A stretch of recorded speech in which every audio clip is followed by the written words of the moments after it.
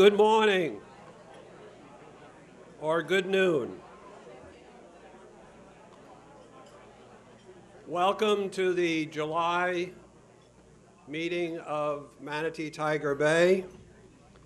As we always do, we will start with a pledge of allegiance to the flag, which I think, given today's topic, has very special meaning to everyone in the room.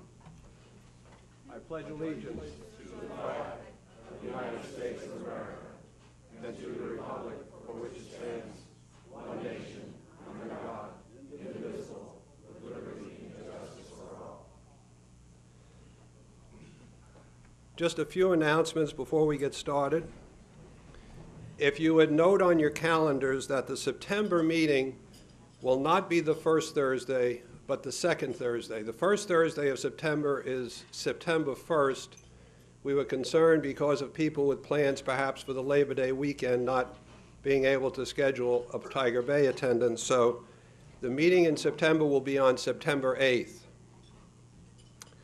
If you also want to mark your calendars for August 4th, our meeting on August 4th I think will be equally interesting as to this meeting because it will be on voting issues. There have been legislative changes, we've had constitutional amendments, and we think that it is important that everybody understand what those changes mean. We take our right to vote for granted. We show up at the polls, we do what we should do, but there are changes this year, and so Tiger Bay has decided that that should be a topic for discussion and questions. Bob Sweat will be here to try and explain the major changes, and then we will have representatives from the Florida League of Women Voters, we'll have representatives from both parties, and a good panel, and we hope good questions. Yeah, I don't think I have thanked METV before for their work with regard to these meetings, and it's outstanding, and it is so outstanding. Charles is so excited about today's topic that he's promised me that he's going to try and get it started broadcasting tonight, which, Charles, if you can do that, that's wonderful, but thank you very much.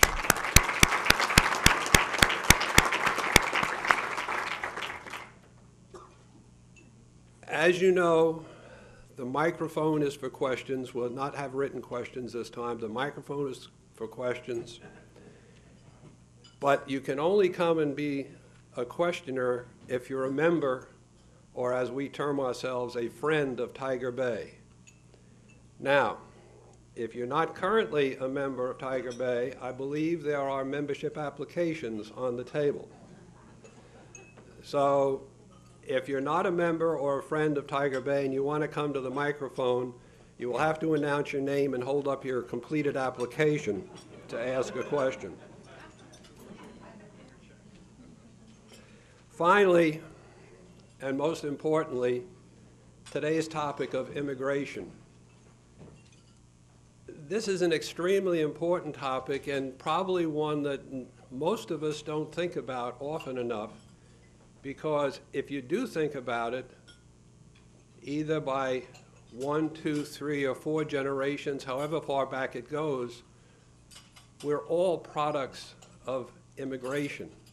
Someone in our families immigrated to this country, decided to stay here and bring forth all of us who are here. The only ones who perhaps are exempt from that are the Native Americans, but even the Native Americans are said to have come across the land bridge from Asia, so perhaps they were the first immigrants. But it is very important. This country was built on immigration. It has its issues with immigration now, and that's why, again, Tiger Bay thought it was a very important topic. We have 2 very good speakers in this area. First, we'll hear from Czaia, who is a trial attorney in Manatee County, has been for some time. His association affiliations are many, but Czaia is of Hispanic heritage, has been interested in immigration, the topic of immigration and immigration issues for a long time, and has never been afraid to speak as to his opinions with regard to that issue. And thank you for that, CJ. Secondly, Mike Bennett, who is currently our state senator, who was in the House of Representatives beginning in 2000 and has been a state senator from 2002 on, also has his own opinions relative to immigration and the protection of immigration rights and the protection of the rights of the citizenry as with regards to immigration.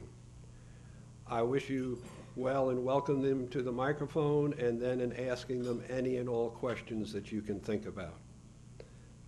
CJ?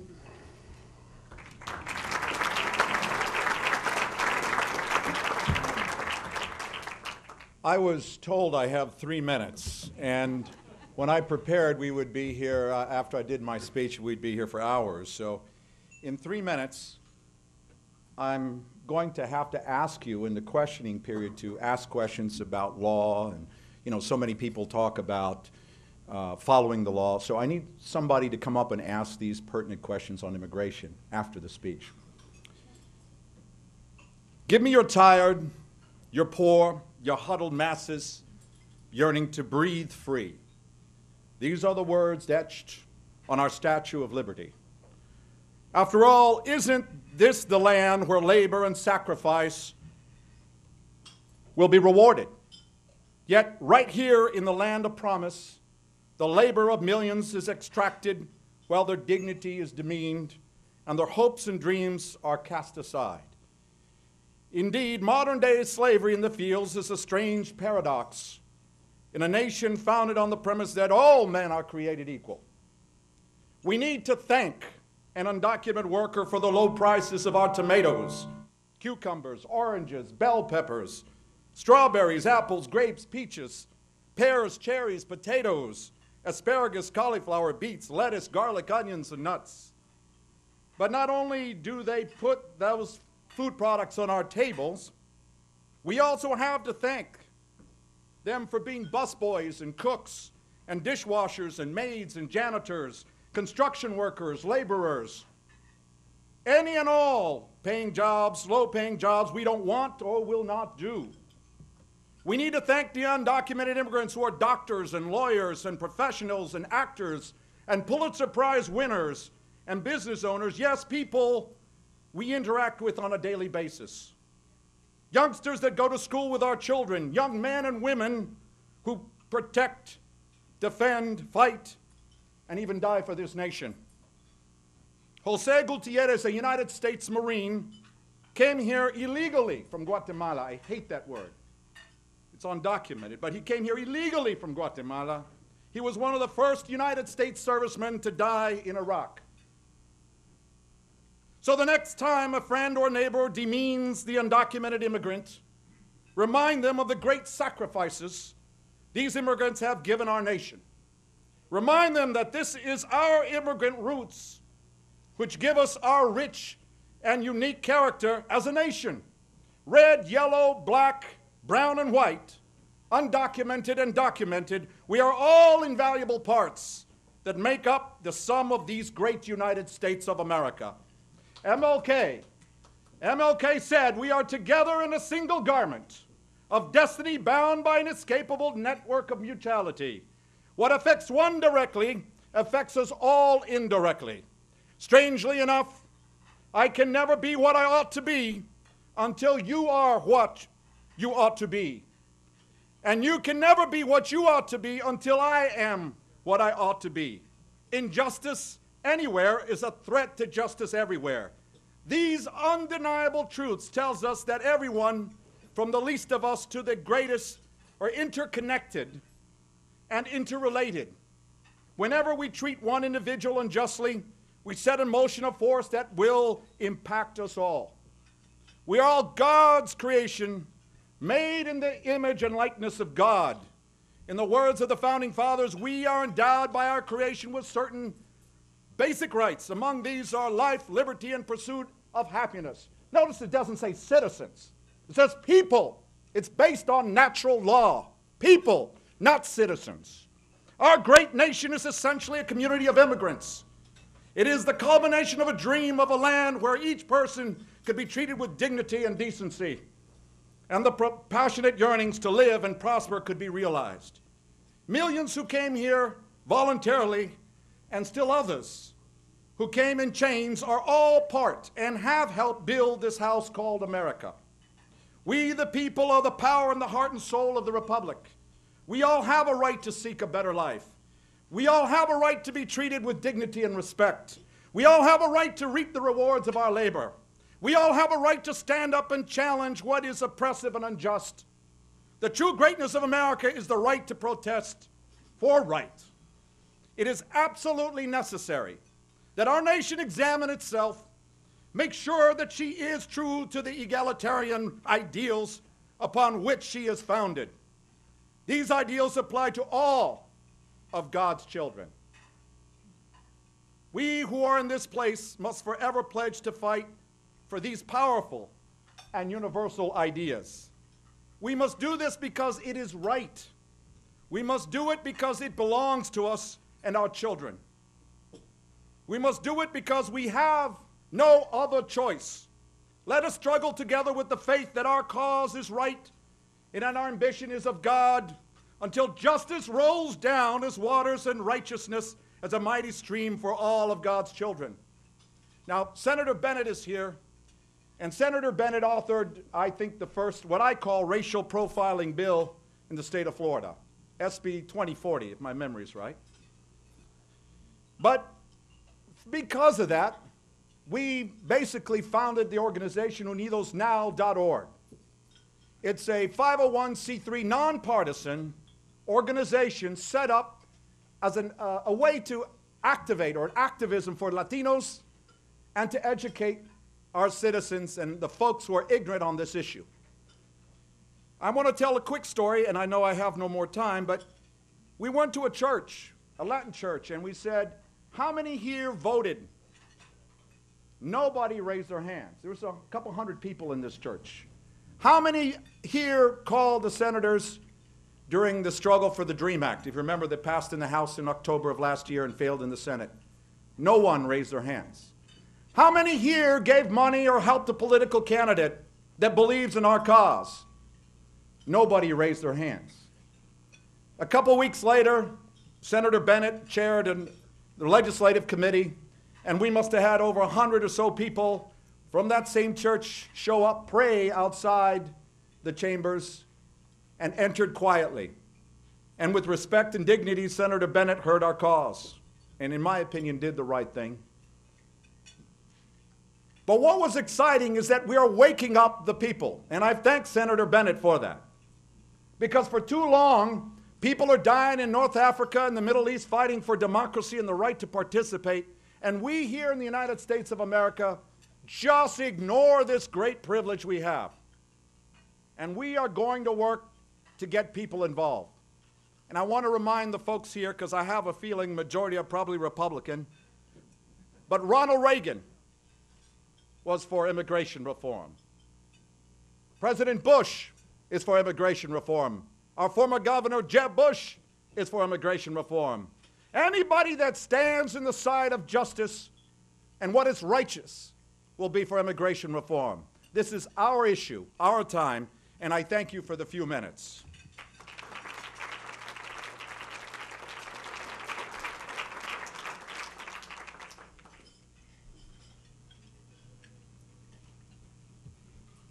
I, too, am for immigration reform. I think everybody is, and I wish the federal government would get off their ass and get something done. Because it's not a state issue, it's a federal issue. We do not want to live in a country where we've got 50 immigration laws in our country. It's very, very difficult to try to handle it with one. We certainly don't want to handle it with 50. And it's unfortunate that our Do-Nothing Congress has set up year after year after year and decided to do nothing about immigration reform. The only mistake that CJ made was thinking that I've introduced a racial profiling bill, and I didn't. In his estimation, it was a racial profiling bill because he felt that it affected him because of the color of his hair, the color of his skin. But I think anybody who leaves here right after lunch, you can go down the road, and if Sheriff Stubbe's deputy pulls you over, the very first thing they're going to say is, let me see your driver's license. If you don't have a driver's license, they're going to say, what kind of ID do you have? You say, well, I ain't got none of that either. I got a funny feeling that would raise reasonable suspicion that possibly you might not be here legally. And I think that they have a right to ask you, the same as they would anybody, blonde hair, blue eyes, whatever it is. I believe that we have a right to do that. It is a federal problem. But here's the thing on illegal immigration, okay? And that's my only issue. It's not legal immigration. I love legal immigration. And as Greg said, if it hadn't been other than the American Indians, all the rest of us are here probably illegally, okay, when you really think about it. However, we have a process. We have a country of laws. And those of you who are on the other side, and CJ yourself, just think about it, break it down to real simple terms. If I break into your home this weekend and get in there illegally, should you be forced to continue to feed me and provide me health care? I don't think so. Okay? We have a nation of laws. We have a nation that's built on immigration. We have a nation that has brought a lot of people, whether it was the Irish or whether it was the Italians after the war, whether it was the Polish. And they did something different. They came here legally. They fought for it. But more importantly, they also assimilated into our society. They learned to speak the language. They learned to raise their kids right, kept them off the streets. Right now in the United States, it's estimated that we have over 50,000 people in our country who are serving time in our federal penitentiaries who are in our country illegally. In the state of Florida alone, we have approximately 5,000. It equates to about $100 million a year. We cannot continue down the path. We have a system of laws. And all I'm asking for is for any immigration law that people follow the system. I don't think that people should be deported because of the color of their skin or the color of their hair. I know that every military person I ever served with, racial prejudice was not the deal. I did not file a racial prejudice bill, and I wouldn't file a racial bill. When I felt that the Senate bill was going too far toward racial profiling, I was the guy that killed it. And I was very happy to kill it because it was the wrong way to do it. But I do believe that we should all be treated equally. No matter what the color of your skin is, the color of your hair, you should not be stopped on the way home because of that. We have a tourism industry here that relies on people that come from other countries. They come here legally on work visas. They come here legally on vacations. They come here legally on holidays. They should not be harassed on the way home from the beach because of the color of their hair or the color of their skin. However, people say, well, geez, what about the food in the fields that's going to die if we don't allow the illegals to come in? I think there's enough legal people in this country that can take those jobs. And then I know I was talking to Mickey Prochet earlier, and he says, but we have a lot of people who won't take those jobs. I say if you cut off their unemployment, they will take those jobs. Okay? If you tell people the only way you're going to get paid is if you go out and work, they will take those jobs. I can't help that they don't like those jobs. I remember when I was a kid, I left home rather early, and I actually did pick a little cotton. I actually did pick some peanuts. I actually worked in the field. And you know what? I ate. And it was a wonderful feeling every day at the end of the day when I got paid. Okay? Those jobs are out there, and we can find ways to do it. We can find ways to bring people into our country legally. They can follow the rules, and they can assimilate into our society. They can learn to speak English. They can learn the things that we need to do to become Americans. When the Irish came over, they learned to speak English. When the Italians came over, they learned to speak English. It's not a Mexican bill. It's not a Hispanic situation. We have people here illegally from all over the world, and they should all be treated equally, just as I'm asking everybody in our country to be treated equally. And be happy to take your questions. Thank you.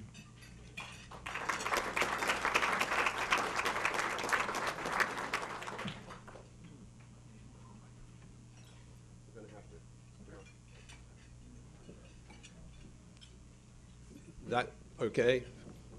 I am Mickey Prochet. Can everybody hear me? I am a member. I'm one of those guys whose forefathers came probably against their will.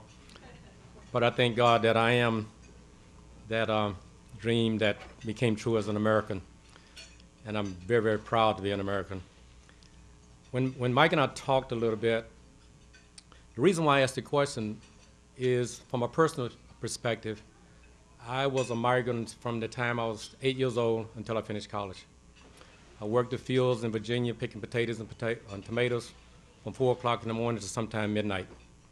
And I'll tell you, Mike, when I joined the Airborne Infantry and carried a 100-pound rucksack on my back in Vietnam as a young lieutenant, I thought I had died and gone to heaven when it comes down to that against being a migrant farm worker. So I just need to know, from my standpoint, who's gonna do that work, really. I mean, it's easy to say that those guys who are unemployed are gonna do it. I think they're gonna steal. But that's just my opinion. Who do we really think is gonna pick the tomatoes, pick the oranges? Every time we drink juice, we gotta think a migrant or somebody. The second part of that question, Mike, is I employ a lot of Hispanics, and they wanted to ask me today, do you guys think the immigration laws are applied equally amongst Mexican Americans and the other population? I don't necessarily know how the laws apply, Mickey, not being in law enforcement. I would hope that it would apply equally. But something, and I think it's a number that gets thrown out there a lot, and it always comes down to who's going to handle, all of the field crops, who's going to handle that strip labor. And statistics actually show that less than about 7% of the people who are here illegally are involved in the agricultural side. It's the food service, the tourism, the rest of it. So I think those jobs will get done. I also believe that if we would do a little bit better with our unemployment, I was talking to somebody the other day, and they were criticizing because of the bill that we did last year on unemployment and trying to bring it a little bit under control. When they were trying to find minimum wage people, okay, their number one competitor was unemployment. The number one competitor you have for unemployment right now, or for minimum wage jobs, is unemployment. Because we set the unemployment reimbursement rate so high that I can either go to work for $7.35 an hour, which is roughly the minimum wage, or I can take home about $200 and some odd a week on unemployment, and I'm not paying any taxes, I'm not doing the rest of it. And I'm saying we have to bring that situation under control. We've become a nation of entitlement, and I refer to it as entitlement slavery. And I do believe that those jobs will be filled. Would the price of the food go up a little? It might. But when you consider that it's thought right now, and you hear all kind of numbers going around, you all see them come over the internet and the rest of it, but Bureau of Labor Statistics says approximately $500 billion a year is the cost of the unemployment or the illegal immigrants in the United States. $500 billion. We can afford a little bit more on the food bill if that's what it takes, but I do believe that those jobs will be available. CJ? Thank you, Senator. Boy, I want to thank Governor Scott for getting jobs for us by working in the pesticides in the fields. If that's called job creation, I don't know what is. Valiant leadership. I would say to you, look at the facts. In 1960, 50% of our citizens, our people in this country, worked in labor. Today is 10%. We have a retiring baby boomer population. Every statistic shows that we need labor. So you get rid of the labor force, you're harming this nation because we don't have the labor. And I have all the data from the U.S. Chamber of Commerce to support what I'm saying. They're not going to work in the fields. Look at the laws, the racial profiling laws in Georgia and Alabama. Migrants are leaving by the truckloads and busloads. The crops are rotting in the fields. You're going to pay $20 for a tomato because, one, we don't have the labor to do it regardless. They tried in Georgia to bring the probationers and the criminals to the field. That ain't going to work. We just don't have the people. And every agricultural study, we know that if we bring a racial profiling bill to Florida, you will destroy the ag business. And let me tell you, Manatee County depends on that. Just go across the river, see the packing houses. Let me take you to the fields. I remember being with a chairman or the executive director of the Manatee Chamber of Commerce a while back, and they said, what a great place to live. And I said, yeah, for you and I. But let me take you to some fifth world conditions today. Wake up, folks. You ain't going to fill these positions. I'm not going to do it. And I'll follow Senator Bennett into the field if he wants to go out there. Any of you, let's invite you out there to pick some tomatoes for minimum wage or for what they make. See how long you last. On the issue of racism, there is racism. I know Senator Bennett is not a racist. I'm going to make that very clear. But the end result of a bill like that is that there is racial profiling. I want to have you think about a few things because I do want somebody to ask about the law. I keep hearing about legal immigration. We did it. I want to talk about that, but I'm going to keep on topic for the moment and talk about racism. I was thinking, why is it when I watch Fox News, when I watch the Republican candidates for president debate, they're talking about resources on the border with Mexico? Okay, think about this. Mexico, Mexico, Mexico, Mexico. What happened to the border with Canada? You know, the only terrorists that came into this country came through Canada? Maybe it's racism. Racism, directly or indirectly. When I used to pick a jury, and I'd ask the jurors, I'd say, how many here are racist? And let's say my client was black. And they would say, nobody would raise their hand. Oh, I said, great, nobody here's a racist. Then I say, Ms. Jones, you have a 17-year-old daughter. What happens if she comes home with a young black man and say they're in love and they want to get married? Oh, the kids, da-da-da-da-da-da-da-da. I remind everybody, in 1970, in this very county where we sit, Republican Governor Claude Kirk took over the school board building to prevent the integration of schools. Not just against black folk, but against brown people. We still, many of us were here then. All right, so think about it. Why do we never talk about Canada? Then I ask us to look at the Republican presidential. Yes, I'm talking about racism. Let me ask, if you look at what the Republican House bill this year proposed, it wanted to exclude from these searches people from Canada, European countries, Australia, New Zealand, and Japan. So that's basically white. So the House bill, the companion bill that was not Senator Bennett's bill, had the provisions to exclude white people. That's racism. So who benefits? And remember that. Look at the truth. Remember that 40% of the people who come to this country without documents come via airplane. They don't come through Mexico. The arrests come through Canada and other places. Please understand that the message is driven with Mexico and cultural issues and racism.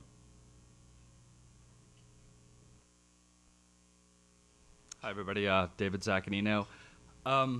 Something interesting happened to me this weekend. I was at Busch Gardens with my two daughters, my daughter's friend, and a lady who had been drinking too much kind of bumped into me and said she was sorry. I just nodded my head like that, and then her husband came in. What's wrong with you? Don't you speak English? And then I had to explain that to my 10-year-old daughter, what happened.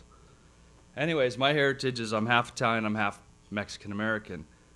My dad's side is an immigrant. His grandfather came from Italy. My mom's great-grandfather was born in California when it was part of Mexico. A lot of Mexicans are migratory. They've always been, especially in the southern states. So right now it's becoming a huge issue because of all the fiscal things that are happening. Here's my question. What about the families here that have kids that are born here, but maybe their parents are undocumented? How do you account for that? That's my question to both of you. Thank you. I think that question is the one that always leads to the basic problem. Okay? What do you do about the kid who came here and they came here well before the age of knowledge or age of consent, and not until they're 16, 17 years old do they find out that mom and dad are here illegally? And I'll come back to that in a second. But you know, it's interesting. How many of you people watched that crazy Anthony trial? Do you know why that girl got off? They got off because the defense attorney was smart enough to throw enough crap against the wall that it caused confusion among the people. I thought we were here to talk about illegal immigration, not racial profiling. And I think that's where the conversation's going to go. It's not racial profiling, it's illegal immigration. And going back to the illegal immigration, it's a very, very difficult problem. When you do have a kid who comes here and unbeknownst to them, or they were even born here, okay, and all of a sudden, 10 years later, you know, they're in a 5th grade or something like that, and they wake up one morning and find out that mom and dad are going to be deported back to Iberia or wherever it's going to be, okay? What do you do about the kid? That's the only life that they've never known. What do they know about the high school? They're a high school kid. They're going to go to college. They want to go in the military. I don't know how to handle that. I wished I knew the answer to that. And I go back to, that's the reason we need a strong federal policy. It shouldn't be up to each individual state. This is the big issue. But we do owe it to the people of our country to try to solve the problem. We have a nation of laws. I should not be able to enter your house illegally and force you to support me the rest of my life. It's just real simple, okay? Now you say, well, the nation's different. The nation's no different. This is my house. When you come to the United States, you're coming to my house. And I expect you to take care of yourself, and I expect you to follow the rules when you get here. I expect you to follow the rules of my house when you get here. If I invite you as my guest, I expect you to act as my guest and follow the rules of my house. And it makes it a difficult problem. You're supposed to assimilate, and I think that's what it should be. It should not be a question of racial profiling. It has nothing to do with race. It has to do with the fact we are a nation of laws. The sheriff should not be able to pick and choose which law they want to enforce. He shouldn't be able to go down the road and say, you know what, we're not going to arrest any speeders today. Oh, to hell with it, we don't want to arrest speeders today. Okay? If they're breaking the law, you should enforce the law. Our country, we have a nation of laws. If they are here illegally, we should handle it. But again, I go back to it should be a federal issue. It should not be one based on race. It should not be based on the color of your skin. It should not be based on what country you're from or what border you crossed. It should be based on the fact we are a nation of laws. If you're going to change the law, then do that. But if we have a law, then we should enforce it. It's real simple. Casey Anthony won or was acquitted not because of defense counsel, I know something about this, but because the state failed to prove their case beyond and to the exclusion of every reasonable doubt. Don't let anybody else kid you. That's the foundation and principle of this nation. Your question deals with anchor baby. I'm sick of that term too. They come here, they're born, they get all this aid. The senator's misrepresenting a lot of facts that they're taking. I want to give you a hypothetical first. If I'm going to Tropicana and I give them a false Social Security and they hire me, which most people do, or they work in construction or whatever job, you take out their Social Security and the payroll taxes. Do these people ever see one dime of that? No. The federal government makes something like $7 billion annually from Social Security that's never claimed. They'd be here for 10, 20, 30 years, never will receive one penny. The law is clear. If you do not have status here, you get nothing. About the only thing you might get is emergency care. Let me talk about anchor babies, specifically in the question. The term anchor baby is a misnomer. It implies that having a baby in the U.S., temporary or illegal immigrants can anchor themselves in the United States. In fact, a U.S. citizen child cannot file for a U.S. visa for that citizen's parent until the age of 21. And upon reaching that age, that citizen applicant must be able to be earning 125% of the U.S. poverty threshold and at the time that they apply. Thus, temporary or illegal immigrants who have babies in the United States have no means of remaining legally in the United States. They must return home and wait at least until the age of the child is 21. Illegal immigrants usually cannot immigrate even after the child turns 21, since they usually face a multi-year or lifetime ban from immigration in the United States, regardless of sponsorship. That's the truth. So throw this anchor baby concept out. That's just totally poppycock. Regarding, I'm hearing illegal, follow the law. Our nation was founded on natural law. We are all created equal. This is where human rights come from. If the attorneys in the room would understand this, natural law is the greatest basis of this nation, and it was very popular in the French. And we know that when in the civil, rights era, blacks were at slavery, and that was the law. There are several laws on the book, like right now, if you're living with somebody and you're not married, it's against the law. I'm sure you didn't know that. But that's Florida law. Not all law is just and right. And we always balance man-made law or public law against natural law. That's what we do. That's the foundation of this nation. There's also divine law. Jesus Christ wasn't a U.S. citizen. He was a citizen of the world. So under every concept of natural law, divine law, we're on the right. And then I want to show you this picture. It's from Sojourn's magazine. It says, citizen or criminal. What crime has this child committed? The millions of children that were brought here as 2-year-olds, 4-year-olds, 6-year-olds, 10-year-olds, 12-year-olds, 15-year-olds, they were brought here by their parents. Our nation requires intent to commit a crime. Intent.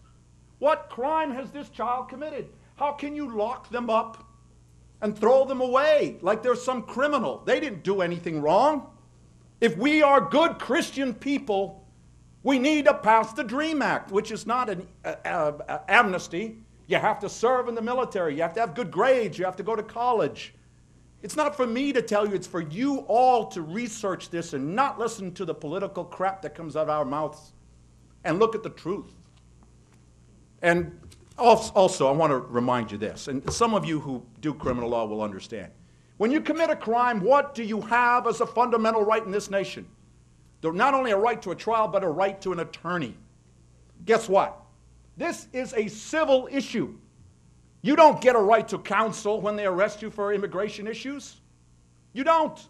Why? Because it's not a criminal issue. It's a civil issue. If it were criminal, when they arrest me for not having documents, I would have a right to an attorney. So get it out of your mind, it's illegal. There is nothing illegal about a human being feeding themselves. Think about it.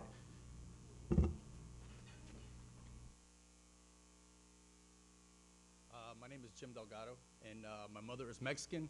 My father is Puerto Rican, and I am the first person on either side of my family to be born in the United States. I guess I'm what you'd call an anchor baby, who has been quite successful. I pay a lot of taxes. I create a lot of jobs. My father's a Vietnam veteran, even though he never stepped foot in this country.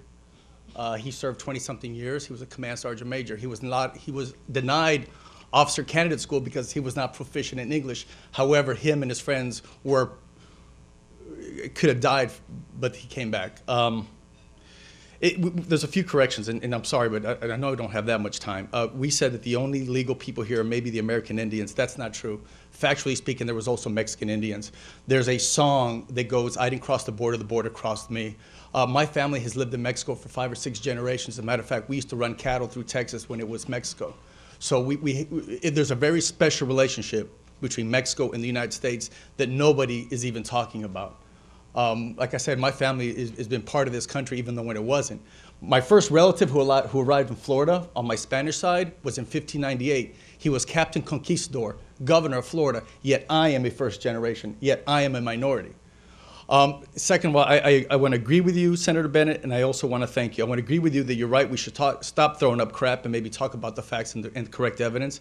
And I also want to thank you and your party because I've been the only Democrat in my family now for I'm 44 for 20-something years, and thank God to the way that the party has handled immigration. Most of my relatives who are staunch conservative Republicans are now voting Democrat, and they have made a vow to never, ever vote Republican again. So I want to thank you for that. So it makes my job easier. I'll get the question. Well, it's more comments, but there's a lot of stuff. The cost benefit, Senator Bennett, you said that you mentioned how many of the undocumented people are in the prison system in Florida. It's a little disingenuous. They are underrepresented. They only make up 2% in the Department of Corrections. There's 16% of us here. They only make up 2%. Third, you said that they cost the United States $500 billion, but we forgot to mention was that we pay over $500 billion in payroll taxes, because yes, 75% of undocumented people pay payroll taxes. 75% pay payroll taxes. Secondly, in this area alone, we're responsible for $4 billion. The spending power of undocumented in Florida is $4 billion. If it costs the United States $500 billion, they are responsible for $1.5 trillion in spending power. So we have to stop talking crap and start talking about the evidence. One more thing, and I'm sorry. My question is why don't we talk about the real stuff? Why don't we talk about how valuable they really are economically, morally, and spiritually? Why don't we start talking about that and quit talking about the stuff that really means nothing but gets people mad? Thank you. You know, it's interesting that you want to talk about everything except the law of the nation, okay? No, you want to talk about the law of the nation. And the law of the nation is we have a process, okay? And I welcome anybody into our country who is willing to come to our country and assimilate and go through the legal process. I think it's a wonderful thing. It is. It's a nation founded on immigrants. And anybody who comes here illegally is breaking the law. It's real simple. I don't understand what all the argument is about, because if I break the law, I get arrested. If I stand up here and hit somebody, the cop's going to come in here and arrest me. But you're saying that if I break the law because I'm illegal, I don't have to worry about it. And that's wrong. You say, what about the cost? It's not the cost. I didn't invite them to come here to work. They came here and found a job, okay? I didn't invite anybody. So let's make sure we understand that, okay? You don't understand. I'm actually on your side. The problem with it is you don't understand it. I want to see your relatives come. I want to see the people who came here and did exactly what you've done, okay? I'm all in favor of that. Who I don't want is I don't want the gang activity. I don't want the criminal activity. I don't want the people who don't want to assimilate. I don't want to have the people here who don't want to really be part of this country. They're just looking to get away from where they were. I'm looking for the people who want to be Americans. I have a big problem with this illegal again. Let me explain something once again, Senator, that if you want to break it down, it's not a crime first. Number two, when you enter the United States with a visa, for example, you're from Peru, and you come with a visa, and you stay, and you go to Disney World, and you say, heck, I like it here, I'm going to stay. You have not entered illegally. It's a fact. Forget the political mumbo-jumbo. That's a fact. You have come in through a valid checkpoint and just didn't go home. You're not illegal. You haven't broken any crime. You got to get beyond that. You haven't broken any crime. Let me ask you, why are we debating this? Why is this a hot topic? Have you thought about this? I mentioned racism, but reality, that's not really why. Ignorance is probably it. But why are we being pushed apart? I want to ask, who wrote the Arizona law? Who wrote that law? It wasn't the governor or the legislature, and the senator would tell you that a lot of laws are written by lobbyists. It was GEO Corporation. I want you to go to Tom Lyons' article in the Herald Tribune in January. Don't listen to me. Go to the press who did the research. Look it up yourself, and what you will find out is that we are privatizing jails at an alarming rate. And I used to be a big privatize everything kind of guy, but then I realized certain things can't be privatized. Because what is the motive of corporate America, which I, believe me, have my own business, love corporate America, and invest. It's to make money, isn't it? I'm not going to begrudge the CEO of GEO corporations or corporations of America, these companies that lock people up, because their job is to lock people up. Well, guess what? If you do a little research here in Florida, GEO has given the Republican Party, this is before the legislative session ended, just at the beginning, $1.1 million. That doesn't include particular senators and representatives. That's the Republicans alone. And I'm not saying the Democrats are not immune to this game. I want to make that clear. The Dems created the game in Florida, right? So both sides have a lot to blame, including our president. But I'll get onto that later if you want. But GEO has a federal contract in Florida. It has 2 immigrant detention facilities, or jails. They have a 700-bed center. And in Florida, and that's a federal contract, they also have a contract that they got $414 million, 18 months. For 18 months, this is the January back. This is Tom Lyons' article and his research. And they were paid $320 to $360 per inmate per day. Wells Fargo invests in these corporations. They're evil. And if you believe in immigration reform, don't put 1 penny in their banks, because I'm playing that game now. Nobody's touching my money. And ask Senator for his money. And so we know that they're playing the game to make money. America's about money thing. There's nothing wrong with that. But please wake up. Why do they have the Arizona law, the Alabama law, the Georgia law, and here they want it in Florida? Because let's say you are a legal resident. You have status here, but you're a brown guy with an accent. And they stop you and they put you, incarcerate you for 1 day, $360. Cha-ching. Do that times 11 million people plus. Do the math. Open your eyes to the truth, ladies and gentlemen. It's huge profit. If you want to make money, invest in these guys, because they got you hoodwinked. Mary, Harry was in front of you, I think, unless Harry wants to be a gentleman. But.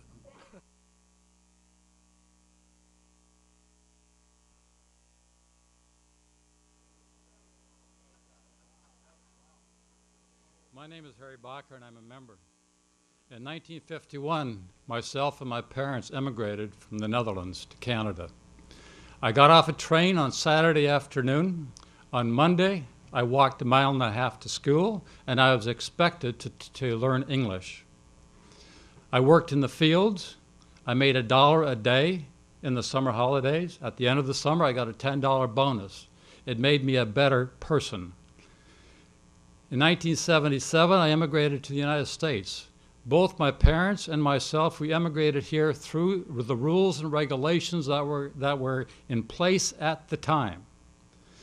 When people come to my factory for employment today, almost all of them have just run out of unemployment insurance benefits. That is a truth. There is too much freedom or freebies out there for everyone, including illegal immigrants. The problem is that we have a system of entitlements. There's nothing wrong with immigration. If we want to fix this economy, we should immigrate a whole bunch of legal immigrants because they have ideas, they are entrepreneurial. You know, it's almost to the point where I don't see much of a future anymore, but immigrants do. They have a dream and they want to build on that dream. But the first stop cannot be the food stamp office. The question is, you know, what can we do to make this process legal? I mean, that's all what we need to do. Make it legal. You know, Harry, there are some things that we really can do, and I believe that, CJ talked briefly a little bit ago about the DREAM Act. I happen to be in favor of the DREAM Act. I really do. I think anybody who serves in our U.S. military should certainly be an opportunity to become a citizen of our country. But you're not going to do real well in the U.S. military unless you happen to learn a language, okay? It's a two-way street. I don't know, keep going back to this legal, illegal, and he just said about Geo Corporation. I don't know who they are. I don't know that they ever gave me any money. Maybe they did, maybe they didn't. But if they've got 2 prisons in the state of Florida that are holding undocumented people, how in the hell can it not be a crime? Okay, do we just lock up people who didn't commit a crime? I do believe that it's a crime in our country to be here illegally. Whether you overstayed your visa or whether you came here, you swam here, you came in an inner tube, you floated across the river, you came in by air, okay? If you want to live and stay and work in the United States of America, then I expect you to follow the laws of the United States of America. It's real simple.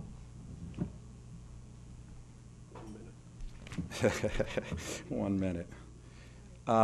It's a great question. We are seeking, I want to throw some things out. As a Democrat, I believe in workfare. You need to work and get paid. I think that's a solution, right? Nobody's saying that.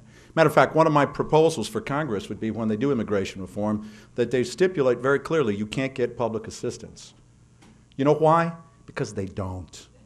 Really, it's not a big deal. Make that part of the law. You cannot get public assistance or you get deported.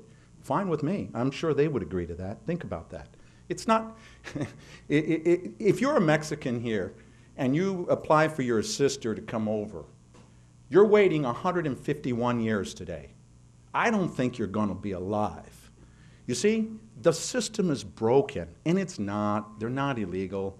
I mean, I can say, if I say it enough, these politicians, not you, Senator Bennett, I'm sure it's not you, but in Washington, if you say enough, you repeat it enough, people start to believe it's the truth. They're not illegal. They can't be. Under every form of law, that's the excuse to step on people.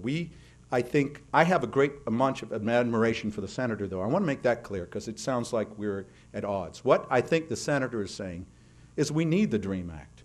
We need immigration reform. All of us can agree with that.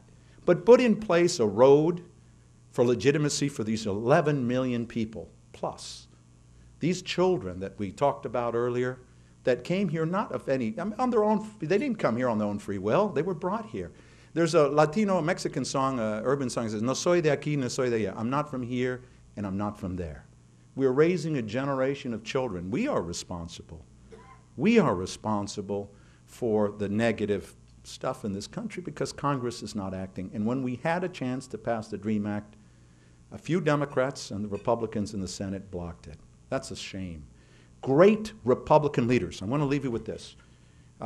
William Buckley. I'm actually a conservative, believe it or not. I love William Buckley, and William Buckley was dealing with the John Birchers, if you go back in history. They were the whacked of the right. And similar, to the Tea Party today. I love Ronald Reagan. I love conservative ideology on how you balance budgets and all those things. But when we have the extreme on the right or the extreme on the left taking control and manipulating our politics, we all lose. Ronald Reagan was for immigration reform. President Bush is for immigration reform. Senator Martinez, a great Republican, was for immigration reform. Jeb Bush is for immigration reform. They're just being quiet. Even McCain was before he was under attack by the Tea Parties and then now we're accused for burning the forest down in Arizona and everything else. Lindsey Graham was for immigration reform.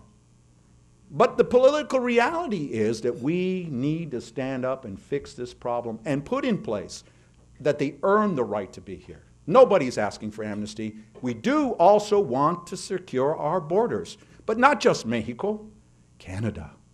And fix the way these 40% of undocumented come by airplane and overstay their visa that just happened probably not to be Mexican.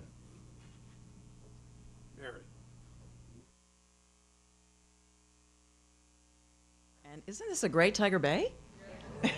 Yeah, congratulations. I am distressed and ashamed by how our nation has undertaken this issue in our debate. And we are great debaters. That's what our democracy is based on. We are focusing on what we disagree on and not focusing on what we would agree on. And we would agree that we compete globally, that we need a labor force that's robust at all levels and meets the needs of our businesses. We need people who speak many languages to be competitive. We need not to be dragged down by children separated from their parents that we now have to take care of. We need not be dragged down by people who have medical illnesses that are so serious now that it's really expensive. Right now, Blake Hospital has a gentleman from India who has cost them over $1 million. He came to visit his kid. You know, so we're, how can we, as leaders, as people who consider this issue, how can we change the discussion to focus on solving these American problems, improving the American competitiveness, improving the American productivity, making sure that the engine that's fueled this country economically since its founding, which is immigration, is addressed, as opposed to these self-defeating issues which don't seem to help anyone. So since half of my ancestors are French, Senator Bennett, what does Congress need to do to get off their derriere?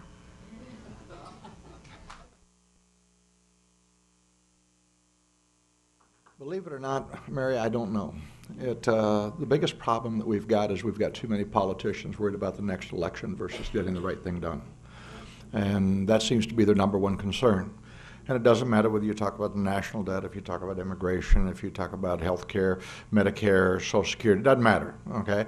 All they want to do is appeal to the people who they figure are going to vote for them instead of doing the right thing. And how we're going to get that solved, I really truly don't know.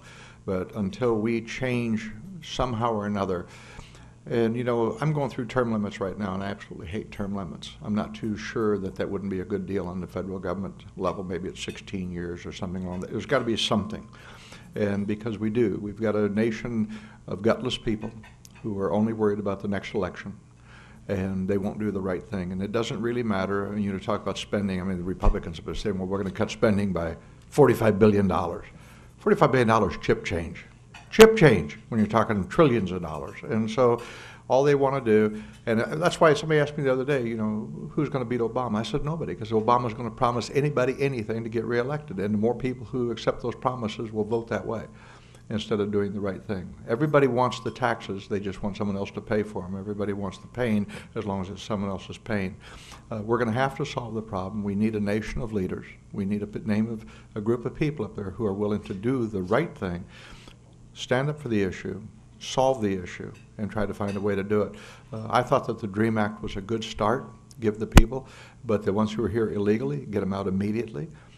There are some things that we can do on it, but you've got to have politicians who are willing to do the right thing. And unfortunately, we keep electing the same people time after time after time. So I don't know what we're going to do. You know, I used to blame the politicians, too. It's not their fault. I've run for office, and I keep to my ideals, and certain people keep kicking my butt. I don't know. And what I learned is that when the people lead, the leaders follow.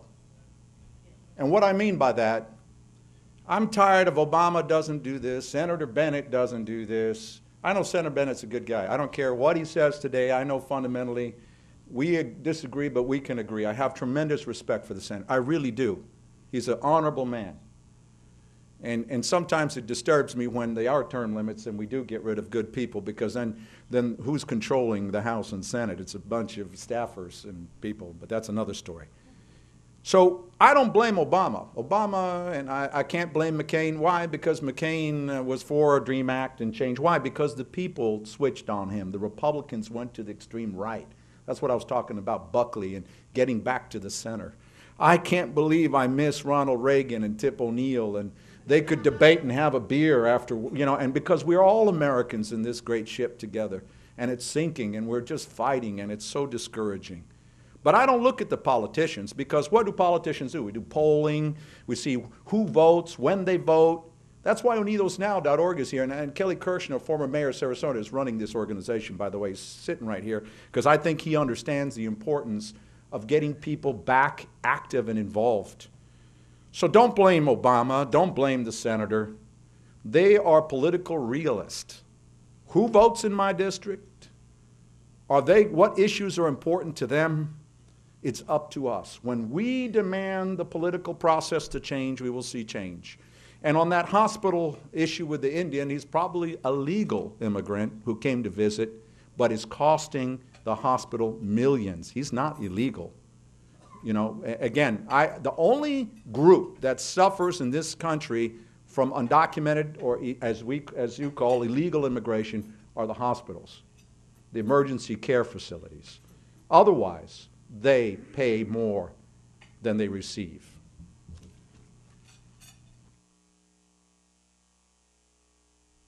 Marla Huff with Huff Engineering. I was born in the USA. I have a mom who was born in Canada, and she came to Detroit when she was 5 years old. And she used to get upset. She'd look at her passport and she'd say, "I don't understand it. It says I'm not a naturalized citizen. All my children were born here."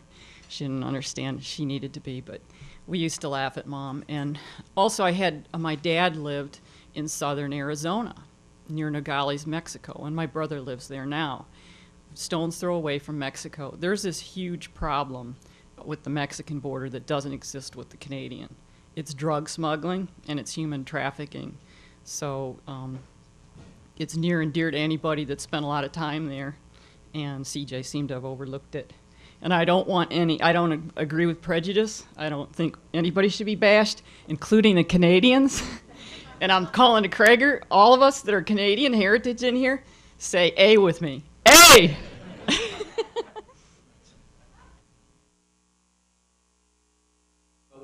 Question there, Marla. Yeah.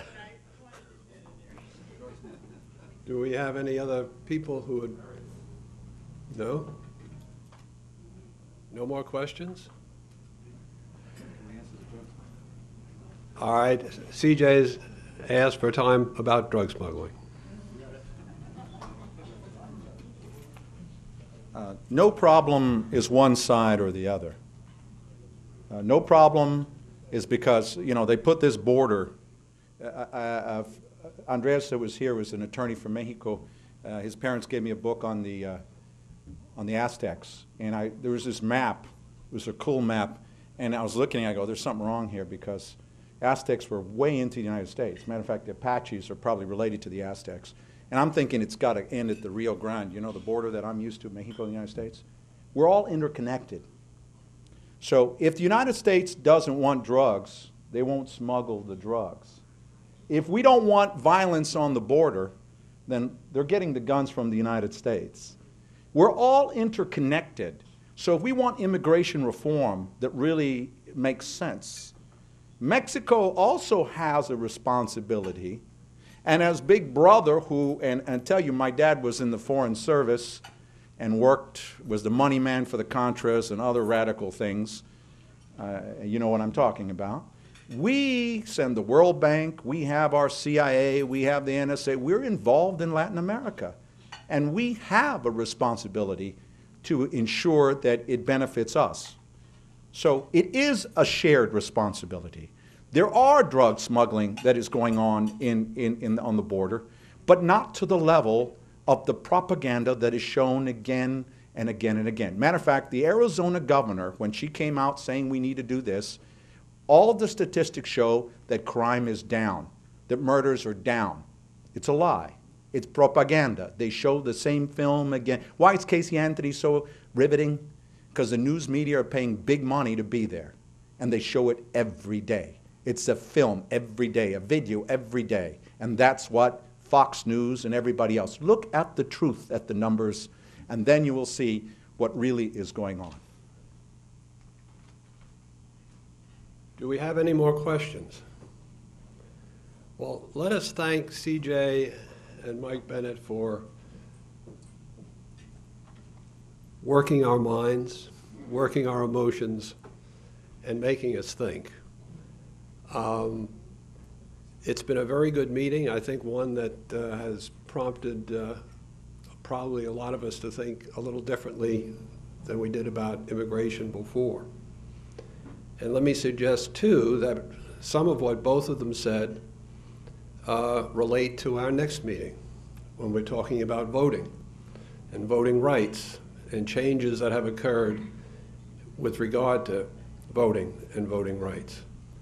So Tiger Bay will continue to try and bring good subjects like this to you. We have another one coming up in August, but for now, let's thank CJ and Mike for the great program. Thank you very much.